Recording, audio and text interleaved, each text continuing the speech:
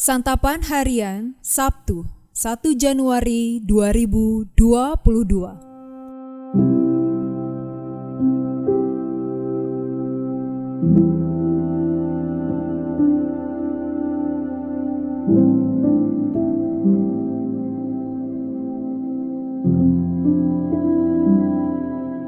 Inilah program Santapan Harian, sebuah program yang mengajak Anda menelusuri isi Alkitab, agar Anda menemukan makna firman Tuhan sesuai dengan konteksnya. Santapan Harian tertuju bagi Anda yang ingin memiliki kehidupan rohani yang segar, kuat, dan sigap.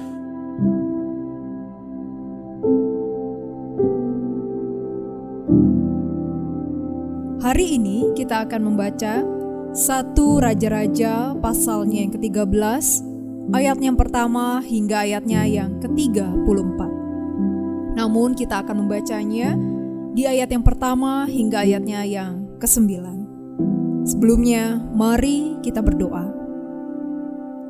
Melalui anugerah kasih-Mu Bapa, kami membuka hati untuk menerima sabda-Mu.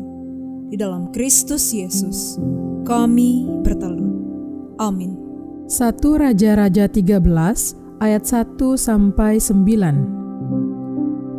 Sedang Yerobeam berdiri di atas mezbah itu sambil membakar korban, maka atas perintah Tuhan datanglah seorang abdi Allah dari Yehuda ke Betel. Lalu atas perintah Tuhan berserulah orang itu terhadap mezbah itu. Katanya, "Hai mezbah, hai mezbah, beginilah firman Tuhan, bahwasanya seorang anak akan lahir pada keluarga Daud, Yosia namanya. Ia akan menyembelih di atasmu imam-imam bukit pengorbanan yang membakar korban di atasmu. Juga tulang-tulang manusia akan dibakar di atasmu." Pada waktu itu juga ia memberitahukan suatu tanda ajaib, katanya, "Inilah tanda ajaib, bahwa Tuhan telah berfirman, bahwasanya mezbah itu akan pecah, sehingga tercurah abu yang di atasnya." Demi Raja Yerobeam mendengar perkataan abdi Allah yang diserukannya terhadap mezbah di Betel itu, ia mengulurkan tangannya dari atas mezbah dan berkata, "Tangkaplah dia." Tetapi tangan yang diulurkannya terhadap orang itu menjadi kejang, sehingga tidak dapat ditariknya kembali. Mezbah itu pun pecahlah, sehingga abu yang di atasnya tercurah, sesuai dengan tanda ajaib yang diberitahukan abdi Allah itu atas perintah Tuhan. Lalu berbicaralah raja dan berkata kepada abdi Allah itu, "Mohonkanlah belas kasihan Tuhan Allahmu dan berdoalah untukku, supaya tanganku dapat kembali." Dan abdi Allah itu memohonkan belas kasihan Tuhan, maka tangan raja itu dapat kembali dan menjadi seperti semula. Kemudian berbicaralah raja kepada abdi Allah itu, "Marilah bersama-sama dengan aku ke rumah, segarkan badanmu, sesudah itu aku hendak memberikan suatu hadiah kepadamu." Tetapi abdi Allah itu berkata kepada raja, "Sekalipun setengah dari istanamu kau berikan kepadaku, aku tidak mau singgah kepadamu. Juga aku tidak mau makan roti atau minum air di tempat ini. Sebab beginilah diperintahkan kepadaku atas firman Tuhan. Jangan makan roti atau minum air, dan jangan kembali melalui jalan yang telah kau tempuh itu."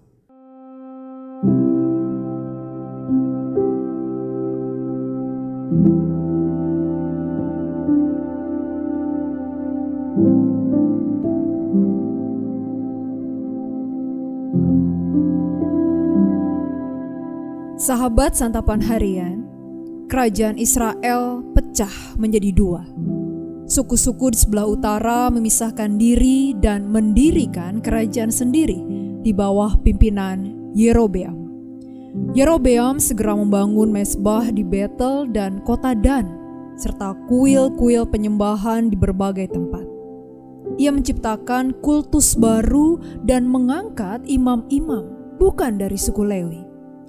Yerobeam tampaknya takut rakyatnya akan berbalik melawannya, kembali ke kerajaan Yehuda dan beribadah ke bait suci di Yerusalem. Yerobeam bukanlah keturunan Raja Daud. Karena itu ia mengangkat dirinya menjadi kepala imam.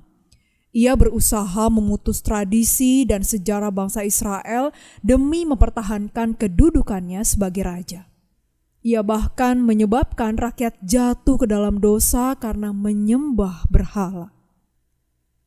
Seorang nabi dari Yehuda datang ke Betel saat Yerobeam sedang memimpin upacara korban di mezbah.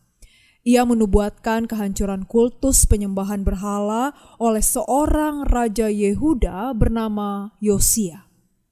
Nabi itu juga menunjukkan tanda ajaib. Yerobeam mengundangnya singgah ke istana dan menawarinya hadiah.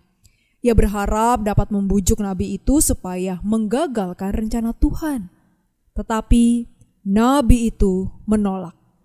Sebab Tuhan memerintahkannya untuk tidak makan roti dan minum air di Betel dan kembali melalui jalan yang berbeda. Seorang nabi tua di situ mendengar kisahnya. Ia mengundang nabi dari Yehuda itu untuk singgah di rumahnya. Ia berbohong supaya nabi itu mau menerima undangannya. Tidak disebutkan alasannya mengapa nabi tua itu mengundang nabi dari Yehuda.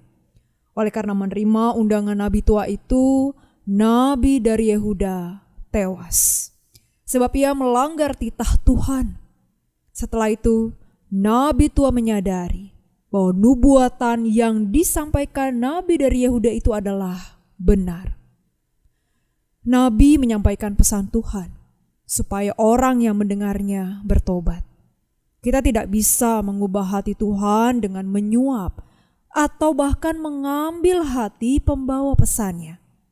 Kalau memang harus bertobat, bertobatlah. Mari kita berdoa. Allah yang penuh kasih, kami menyesal atas dosa-dosa kami. Kami sungguh patut Engkau hukum, terutama karena kami telah tidak setia kepadamu. Kami benci akan segala dosa kami, dan kami berjanji untuk memperbaiki hidup ini dan tidak akan berbuat dosa lagi. Di dalam kasih Putra-Mu yang kudus, Yesus Kristus, kami berdoa. Amin.